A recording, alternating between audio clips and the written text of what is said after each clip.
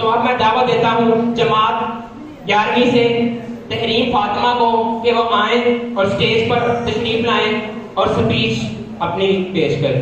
बहुत ही भरपूर तालियों में आपकी तहरीम फातिमा 11वीं जमात। साथियों अस्सलाम वालेकुम। मैं पाकिस्तान के जो अपनी तकमील से पहले पैरों में गुलामी की जंजीरें, हाथों में मजलूमियत की हथकड़ियां और गर्दन में जुल्म और ज़बर और ज़्यादती पहने हिंदुस्तान की गलियों में पड़ा था। ये बात है 19वीं दहाई की कि अभी पाकिस्तान मौजूद वजूद में आया ना था, अभी मुसलमानों को आजादी मिली ना थी कि हर तरफ जुल्म और ज़बर और ज़्यादती का समा, कहीं बच्चे उठाए हुए जनाजे वहाँ, ये मुसलमान है इसे कत्ल कर डालो, ये रिवाज आम था। डर के जीना यही तो निजाम था। आजादी के लिए आवाज उठाने वालों की लाशों को जलाया गया, कई माओं की गोदी उतार दी गई, कई बच्चों को यतीम किया गया।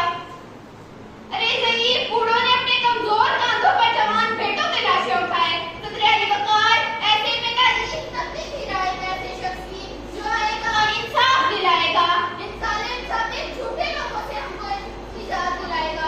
कैसे में चिरागे उम्मीदें बश में सिमते मगरिब देखा तो मशरिक का एक ऐसा सूरज तुलू हुआ कि तकीने मोहम्मदी का सिपाही बनकर नारे तकबीर बुलंद करके तो सदाकत की शर्त के लिए जुल्म की जंजीरों को काटने आया, पैगामे आजादी देने आया।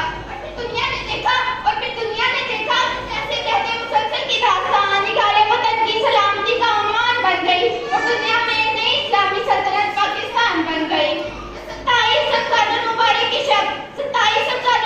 की शब उम्मत मोहम्मदिया को कुरान करीम का तोहफा अता करने वाले परवरदिगार ने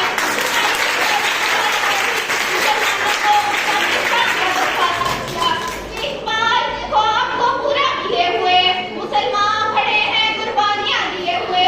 अकाईद तूने कर दिखाया वो काम जिससे जर्रा है आफताब को हैरान किए हुए, जर्रा है आफताब को हैरान किए हुए।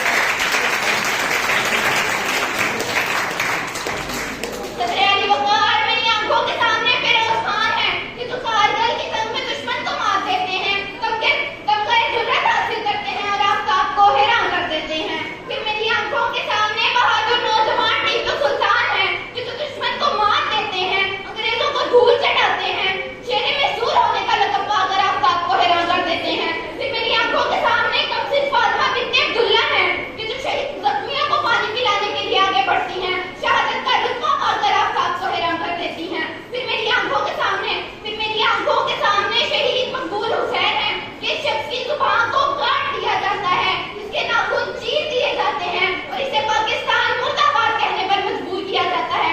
मगर ये शख्स अपनी कटी हुई जुबान के बहते हुए लहू से दीवारें जिंदा पर लिखता है पाकिस्तान जिंदाबाद और आफताब को एक बार फिर हैरान कर देता है।